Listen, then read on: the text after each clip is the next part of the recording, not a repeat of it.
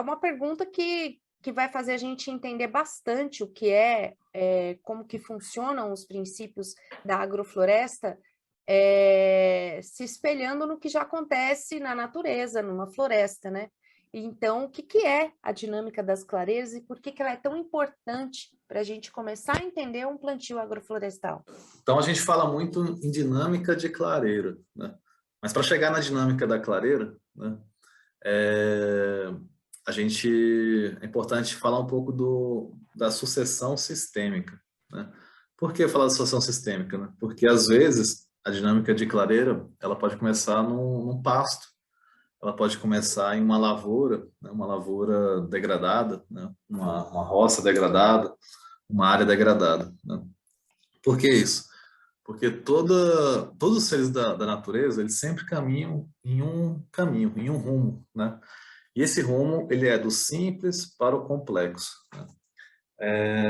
E esse caminho, a gente observa ele acontecendo em todos os lugares do mundo por onde eu passei, eu observava esse caminho acontecendo, né? Cada região com a sua forma de se expressar, com as suas plantas, né? Então, aqui no Brasil, né, é diferente do que acontece no México, é diferente do que acontece na Austrália, na África, na Europa, mas o caminho, ele é o mesmo, do simples para o complexo, né? Então, a gente fala na agrofloresta e nessa sucessão sistêmica, né, onde a gente tem fases, né? Fases que vão do simples para o complexo, né? Então, uma área, por mais que ela esteja degradada, né? Um pasto degradado, uma lavoura degradada, algum processo vai acontecer ali. E ali vão aparecer plantas, né? Adaptadas para aquela situação, para aquele ambiente, para aquela quantidade de vida que existe ali naquele momento, né? E normalmente uma área de pastagem, uma área de lavoura, você não tem interação de plantas de raiz profunda, como as árvores, né? Então você tem solo compactado, você não tem ciclagem de nutrientes, porque a árvore com raiz profunda é como se fosse uma bomba de nutrientes. E aí não é o jatobá que vai crescer ali, não é a araucária, não é o cedro. Quem vai crescer ali são plantas adaptadas para aquela quantidade de qualidade de vida consolidada naquele momento, né? Então vão vir vassouras, né? Os matos, tansagem, quebra-pedra, braquiária, carrapicho, vários tipos de gramíneas, né? E essas plantas vão começar a interagir com aquele ambiente e, e fazer funções, né? De quê? De ciclar nutriente, né? Porque elas começam a descer raiz e começam a ciclar nutriente, bombear nutriente de baixo para cima, gerar matéria orgânica, descompactar o solo. Não com tanta eficiência quanto uma árvore, né? Como uma araucária, uma embuia, um jatobá. Mas para aquele ambiente, para aquela situação, para aquele momento, é a planta mais adaptada. E essas plantas vão criar condições para que espécies mais exigentes possam vir.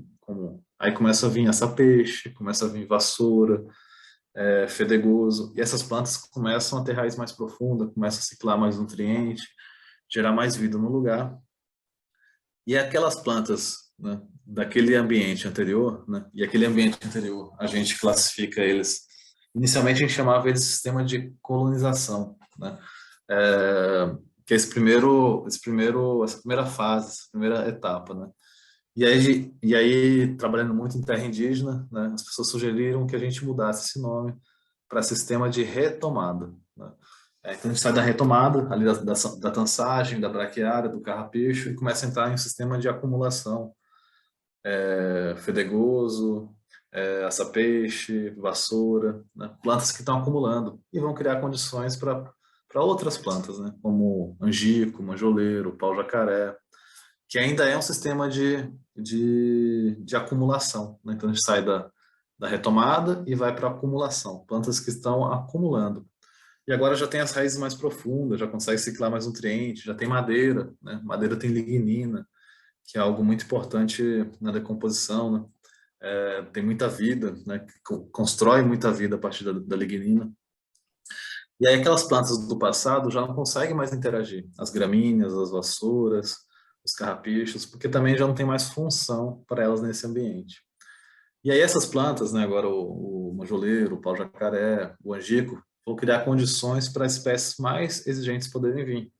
como a embuia, como o cedro, como a erva mate, como a gabiroba, né, como o cambucá, como a jabuticaba, jussara, plantas do que a gente chama de sistema de abundância, né? Então começa a se instalar um sistema de abundância, com muita vida no solo, com muita matéria orgânica, com descompactação, né?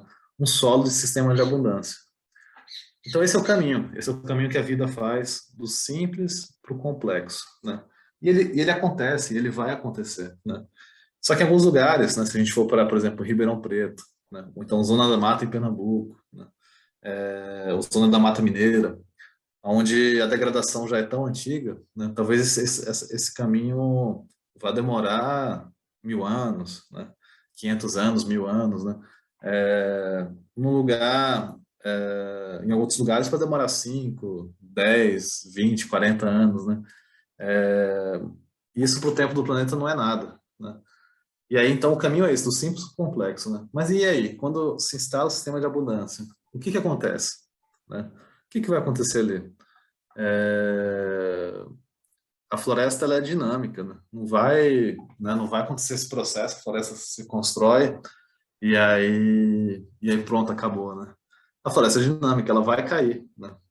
Então vai cair uma árvore, vai cair um pedaço de floresta, isso acontece muito na floresta. É interessante que quem estuda florestas fala que 24% das florestas estão em constante processo de abertura de clareira, né? Então a floresta, ela é dinâmica, ela está sempre se renovando, né? E aí quando a floresta cai, o que vai acontecer, né? A gente faz essa pergunta em muitos lugares e as pessoas logo tendem a responder, não, vai acontecer tudo de novo, né? Vai vir a tansagem, vai vir o capim, o carrapicho. Só que a gente vê que não é isso, né? Por que não são essas plantas? Porque quando a floresta cai, o sistema não volta lá para a retomada, né? Porque o sistema não são as plantas. O sistema é o sistema como um todo. É as plantas, é a vida do solo, o banco de semente que tem no solo, a matéria orgânica, a descompactação, né? É um sistema como um todo. E aí quando a floresta cai, né, uma parte do sistema caiu, né, que são as árvores, as plantas. Mas o sistema não vai regressar lá para a retomada, né? Ele continua sendo um sistema de abundância. Então não é mais a braquiária, o carrapicho que vai vir. Agora são piperáceas, é ortiga, né, taioba, são plantas do sistema de abundância, né? Então todos os seres do planeta, eles caminham nesse caminho, nesse processo do simples para o complexo, né? Da retomada para a abundância. E a clareira, ela faz parte da floresta. Eu gosto muito da colocação do Walter, né? De que a floresta, ela não é uma floresta. A floresta, ela é um mosaico de florestas, né? Quando a gente olha para uma floresta, aquilo não é uma floresta, né? Aquilo são pedaços de floresta, né? Pedaços que a clareira aconteceu em diferentes tempos. Muitas vezes a gente olha para um pedaço e a gente vê uma floresta ali que tem 100 anos, mas do lado tem um pedacinho de floresta com 15 anos, e do lado com 40, e do lado com 150, porque aquele pedacinho caiu a 15, aquele outro com 40, aquele outro com 150, né? Então, a floresta, ela é dinâmica, né? E a clareira, ela faz parte da floresta. E quando a floresta cai, ela não deixa de ser floresta, porque a floresta é um sistema floresta, é um organismo floresta, e quando ela cai, ela não morre, ela continua viva. Para a gente matar a floresta, a gente tem que fazer o que a gente vem fazendo nos últimos anos, que é derrubar a floresta, queimar, né? E a gente faz monoculturas.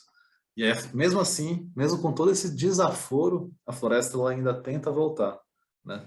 É normal quando a gente derruba, o pessoal derruba a floresta para fazer pasto, para fazer lavoura, ter muita brotação de árvores, de plantas, e as pessoas gastam dinheiro tentando inibir essa brotação, né?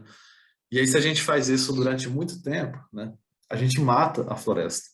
Então, a capacidade dela de se regenerar, né, muitas vezes vai ser de 500 anos, de 600 anos, né, porque a gente matou o organismo floresta.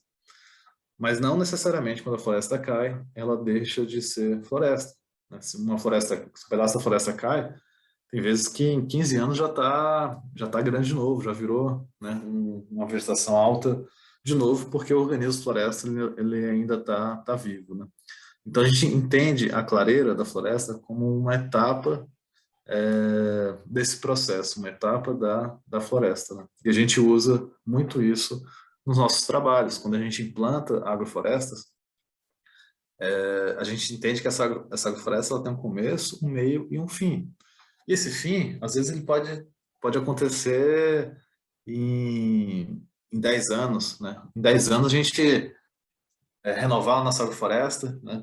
Botar abaixo, usar toda essa matéria orgânica e fazer nosso plantio de novo.